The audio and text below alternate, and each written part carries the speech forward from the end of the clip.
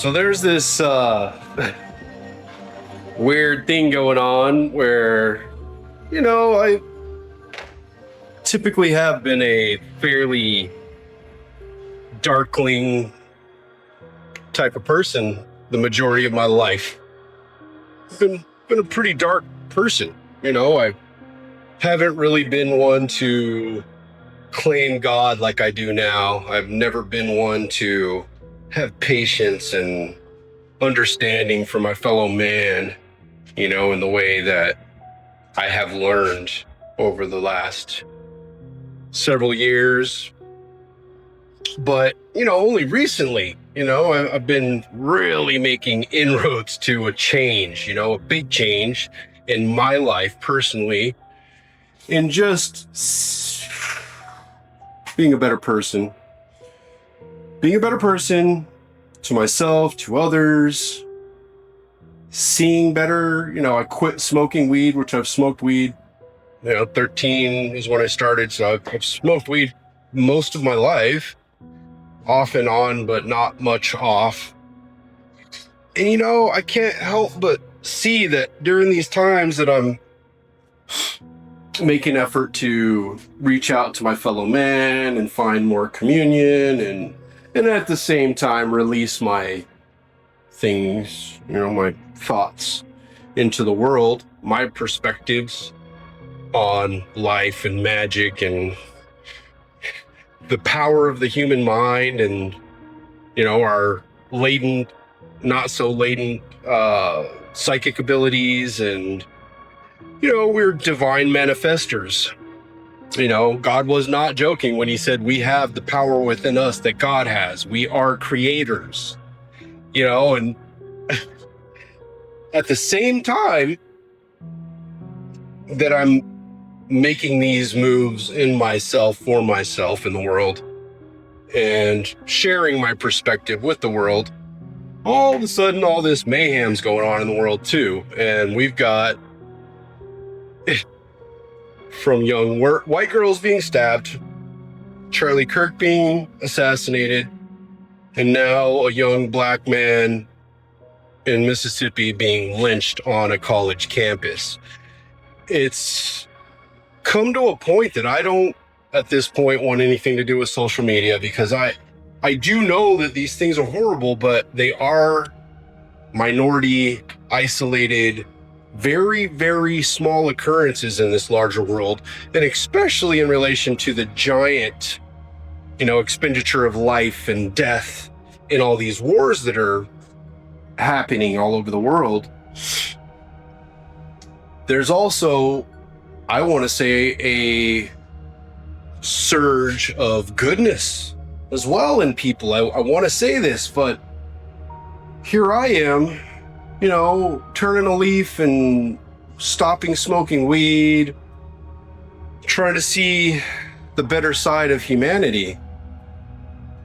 And here goes humanity like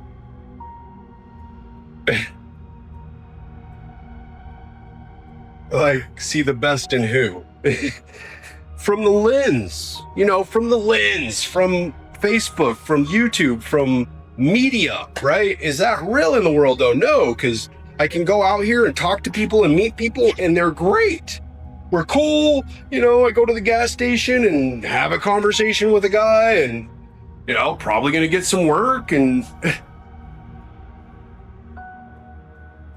what we're being fed isn't the reality of the world. It is attempting to build anger, fear, distrust, hatred, and it's working for some. It's absolutely having its effect. It's having its effect. And being new to not smoking weed, I want to say I'm surprised in how well my attitude is maintaining in a positive way, but at the same time, I'm just on emotional overload. I can't handle any more of this. I have to completely stop consuming all media. I mean, I'm talking, it's movies, educational stuff, and music for me for a good long while. Because I refuse to be forced into a state that's not natural to my natural order of being. And my natural order of being is peaceful and loving and caring, okay? I naturally, innately have these things in me. The world has taught me hatred, has taught me fear, has taught me anger. And I was, as a youth, consumed by these things. I was ruled by them. I was cowarded by them. But it didn't last, not into my teens. In my teens, I broke free. I just rebelled. And that rebel in me was strong. But it was also dark and uncaring. The me that I'm saying that I am caring and loving, and that's, me as a father, raising kids and having a family, and these things have caused that in me. But simultaneously, kids moved out, single, can't hold a relationship because I just am complicated to have even the most standard conversation with. Long term, I wear on your soul, I guess, and either way, I don't have all those restraints anymore. I don't have those anchors around me to hold me in place, to anchor me to the goodness and the love. And it's a choice at this point. It's not like I have to because of my kids or my girl or whatever, Most of my family disowned me a long time ago. I got my mom, I got my dad. I talk to them every once in a while. My mom more often,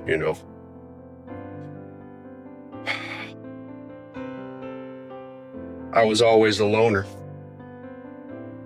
And in that aloneness, I found myself, my comfort zone, I don't need people, and I wanted to start reaching out and having this more communal sense of being and start being one with a community and, having conversations with people and, enjoying other people's company. And this is all very recent.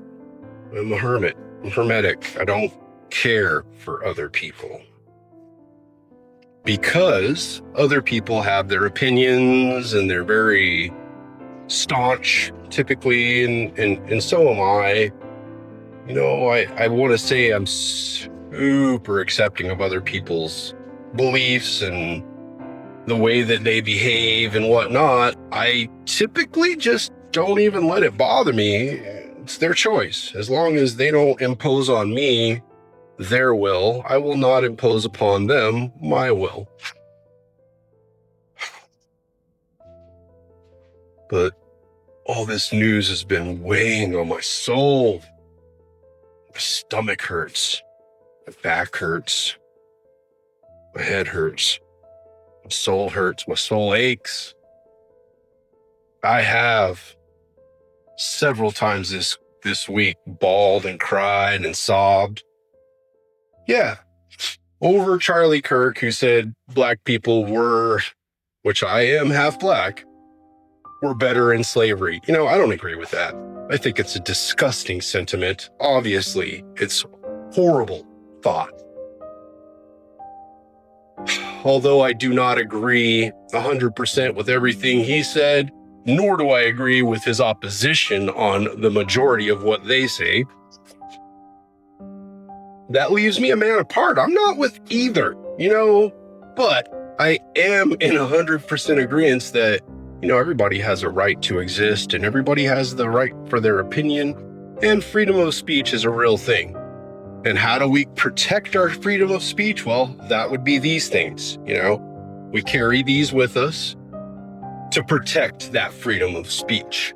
Whenever anybody ever tells you or says that we don't need guns, well, even they are picking up guns to protect their freedoms, right? So, I mean, I think we can all start to agree at some point that, it's not the guns, it's the people, but guns are the reason we still are a free nation.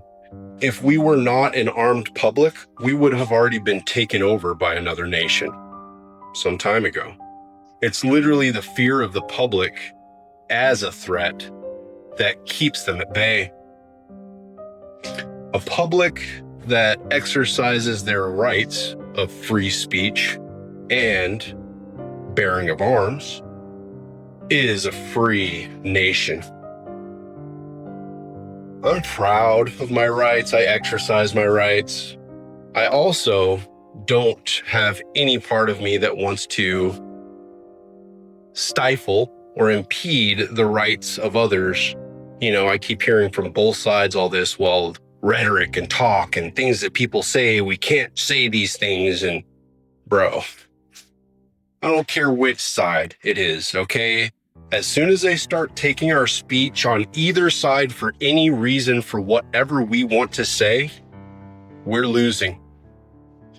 If you don't want to hear it, don't listen is your best option. Don't put yourself in that situation. But people having their right to say whatever they want to say is so important that you should even allow people to say what you don't want to hear. If you don't see it that way, just think of it this way. As soon as you, for your reason, decide, yeah, we can't have this. There have to be laws against this type of speech. We're losing. That's the first nail in the coffin, and we ain't coming back. We can't allow an inch, not a fucking inch, not one. And just accepting that anyone needs to be muffled is that first nail. Whether you don't like to hear what other people have to say and it's horrible and deplorable, it's still freedom of speech. Does it make you excited? Does it make you angry? Yes, absolutely. I hate to hear some of the things that people say, but I love that we can. I love it. I love that I can be offended by what you say, but you have the right to say it. And I also love the right that I can say back whatever I want. And you can't say shit to me. I love that. But we've gotten to a point, obviously, where people want to fight about it, but they're not fighting about it. You know what I mean? Like, we used to fight us living. All us, the living, the ones that are still worried about rights and worried about what people say. Yeah, those that have lost their lives would still be with us who are worried about what other people are saying. They're offending us. They're hurting our feelings, you fucking pussies. With your fucking feelings all the time. God, it makes me sick. People are always about their feelings. Oh, you can't say that, it hurts my feelings. You gotta be worried about how I feel about what you say. You know what? People said the most horrible things to me as a child every single day. And you know what that did to me? It made me understand that words coming from people that don't matter, don't matter. If you don't like their point, just accept that they don't matter to you. And you can really let it go pretty easily. The person in front of you that's bothering you has to in some way matter to you, or their opinion has to matter for you to be upset. Which for me, if somebody has an opposing viewpoint, I'm more than happy to listen and hear it. You know what I mean? I don't feel like I need to silence them. I revel in our freedom of speech. It is one of our most important, and not throughout the world can you find it. Where else can you say whatever you want to say whenever you want to say it?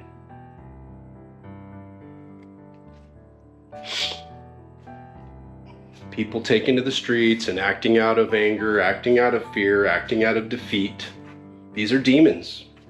These are demons in the spirit affecting the flesh, reaching out into people's minds that are close to the edge and just give them that push. Yeah, do it. That's what the demon says. It says in your worst moment, it can't make you do anything. But in your worst moment, with all of the other things going on, it can, at that worst, best, perfect fucking time, say, do it, in your ear. And you're like, oh, I should just do it. You know, people don't understand that the spirit's real, and that's the scary thing. I've done all of this, and now it's starting to become clear why I'm doing it. It's becoming clear to me why I'm doing it is, it's been obvious to me that people don't believe in the spirit. They don't believe in angels, demons. They don't truly believe in their own soul and their own spirit. And I'm not here talking about God or Allah or Buddha or Satan or Hecate or, you know, I'm not talking about your standard religions and your beliefs. I'm fucking spirit, bro. You know, I was raised as basically a wild native Dene child, okay?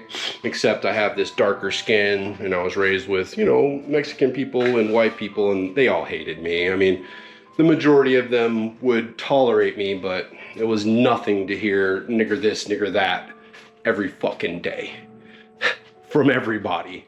Parents, kids. It was fucking just accepted. It was what it was. And with that upbringing, you know, I got a thick skin. I got to understand that, you know, it's not so much the words, it's the feeling behind it. And you have to accept that. That person has to have power that you give them for it to bother you. It's in you, okay? So, knowing your own voice, knowing your own will and intention, what you would and would not do, would and would not say, and having the restraint in the moment not to be pushed. I mean, is it hard? Is it complicated? Yeah, it's complicated at times when somebody's pushing you. Are there justified times? Yes. When somebody's trying to murder you, fucking take them down. You know what I'm saying? You don't have to kill them. But if you can, just, you know, put them down. And I don't mean murder them or kill them. I just mean make them not able to kill you if they're trying to kill you. If you're not being mindful of what's going on around you these days and you're just la-di-da looking at your phone, look around, listen up what's going on in the world, be more aware of your surroundings. I'm constantly, even, you know, before this, I'm the guy that sits there in the lobby without his phone in his hand, and I'm watching everybody. I've always been that way because of how I was raised. I don't trust people. I don't trust anybody. Everybody's out to get me everywhere I go. I wish I didn't feel that way, and that's part of why I'm trying to reach out to other people, because I don't want to feel that way. I want to feel like one of the group, like a normal fucking human too. I want to be a normal human too, but I'm not. I never will be. I'll always be trying from the outside is what I've come to accept. You know, when certain things happen to you when you're young, you're just always going to be different from everybody else. And it wasn't just how everybody was treating me as a child. And a lot of other shit happened, you know? And there is a upwelling currently of a desire to go dark, you know? I feel it. I do, and I think a lot of people do. They want that retribution, they want that feeling, but man, like, this is where experience comes to play. You know, I also, after being raised in that place, moved to a little place called Richmond, California, in the East Bay, and that would be the San Francisco Bay, okay?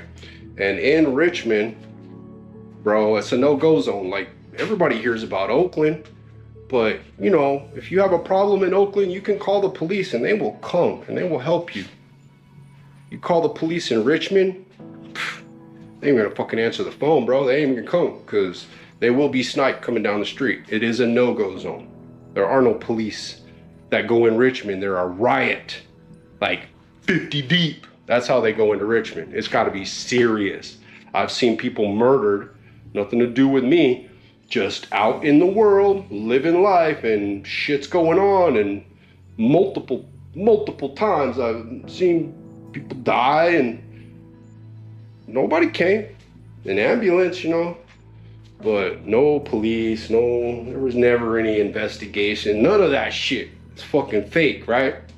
So coming from that, you know, I moved there to find out, what are the ghettos like? Like, what is the hood really? Like, I hear all this, like everybody fucking hated me because of my color of my skin.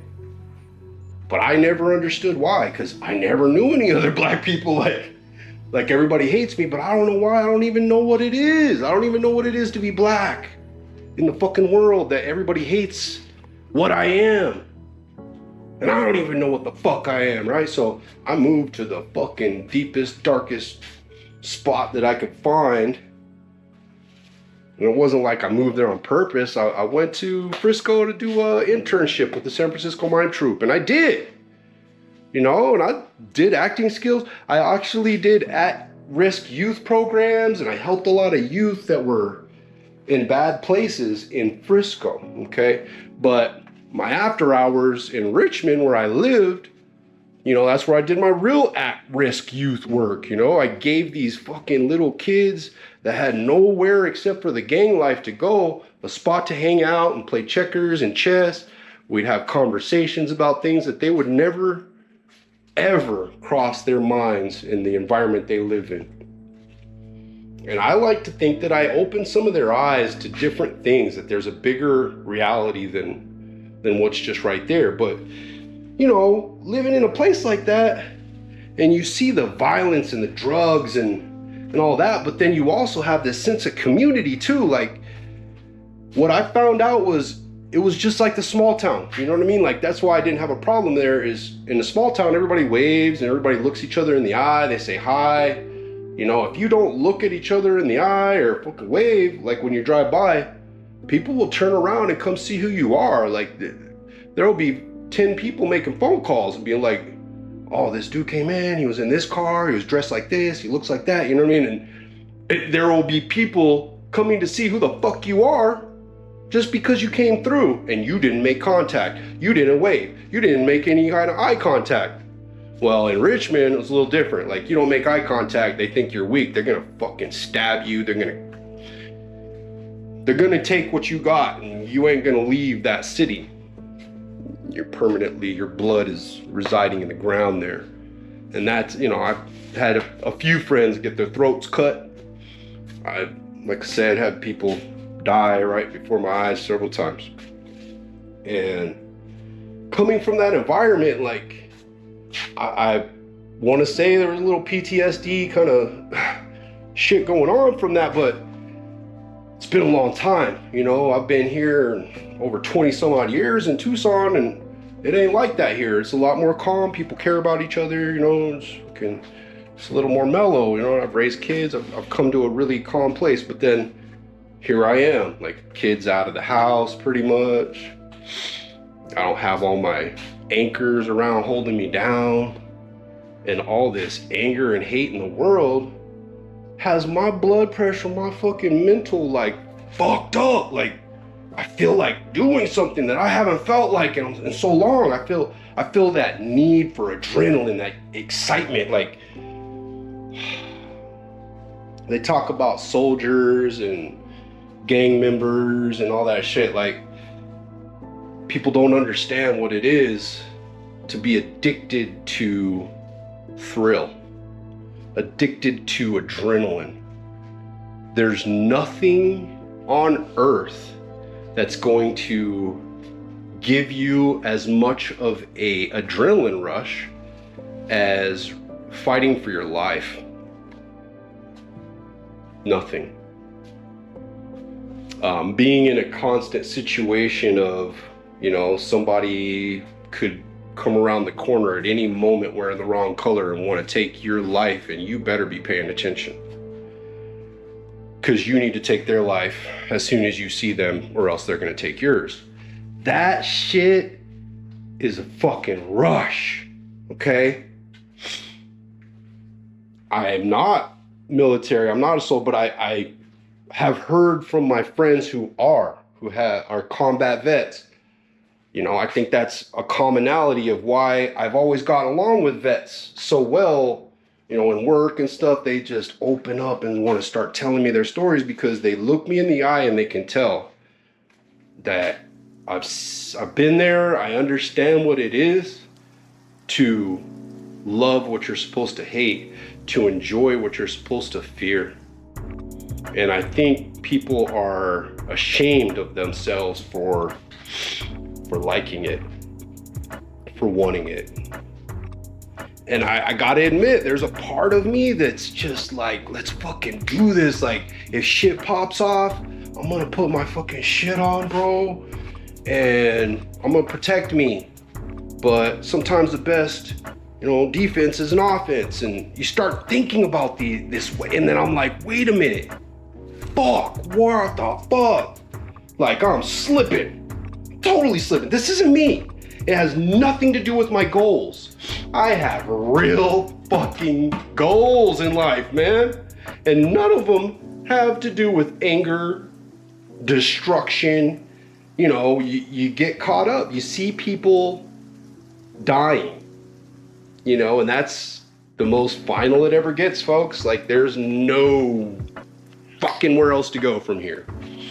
And you see people coming up against their finality for no good reason, and it makes you defensive, it makes you worried, it makes you concerned, it makes you also, after a while, offensive, you know. And I want to say it's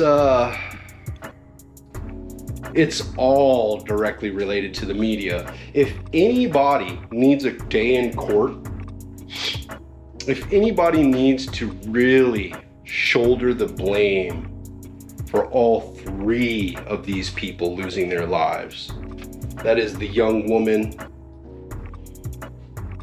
that is the young man, and that is the political activist. Those three people stabbed, hung, and whether he was shot or his lapel mic actually was activated and the little lithium battery blew up and the shards of the mic is what killed him.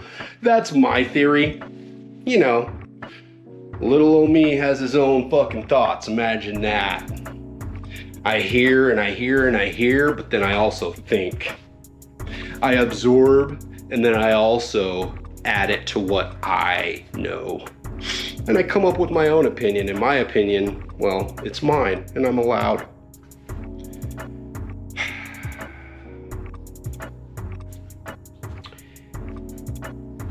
I'm stopping. Like, I'm gonna post things on Facebook, but I'm not gonna look at Facebook, because Facebook, all of a sudden, where it wasn't before, is popping up a bunch of porn and a whole bunch of death and people fighting and riots. And is it going on in the world? Yes. Do I realize that it's probably 3 or 1 city block, maybe even just a street corner? And that street corner, my point is, do good in the face of evil. Yeah, they hate you, they want to say horrible things about you, and you getting down to that level is bringing your vibration down, and it's bringing everybody down. Like, high vibe is where we need to stay, folks. I know it's easy in times of horrible things happening to get swept up in the current, but it is a responsibility of anybody who's capable to stay positive in these times of darkness and anger and defeat and fear, and to let people know that not everybody's like that. You know, I'm not willing to descend into the darkness. I will always protect myself, but if I see somebody in need, I will always stop and help. I've done it several times. I've pulled my truck over and attacked a dude that had a knife that was trying to stab his girl. That dude's in prison. You know what I mean? I held him there until the cops got there. Oh, fuck that dude, you know? And I've done that. Actually, a few times. I did it in Frisco. I did it here. I don't know what it is with dudes running with knives after chicks that has popped up in my life a few times, but instead of acting in fear or watching it happen, I fucking jump into action and make it not happen. You know what I mean? And I just want to say that that's what we need in the world right now, is more proof that there's good in the world, because we got to outweigh this evil and darkness that the media wants to tell us that we're all about. I'm not about it. Could I be? Absolutely. Am I going to? Nope, because it's a choice. I have that choice in me. Thank God that I have that choice. First vibe is being sent out to resonate through the entire world as if it's the overcasting vibration of the entire world. Bro, it's not. It's not. You know, one of my favorite movies growing up was Natural Born Killers. And, you know, Mickey and Mallory and their love story always inspired me as a darkling youth that I was. They were my fucking heroes. My fucking heroes. And I gotta say, they had a point on the media at the end there. They had a point that above everything else, the media is to blame. Not only has the spreading of hatred, division, and thought, like, trust me, if you were to backtrack from 20 years ago and watch the progression of thought process and correlate it to media, you'd see the direct link of where we are in our behavior these days and our priorities and what has been fed to us all. Some of us didn't consume it. Some of us consumed it, chewed it up, and spit it out. And other of us just looked at it and said, yeah, fuck you. I'll think for myself, thank you.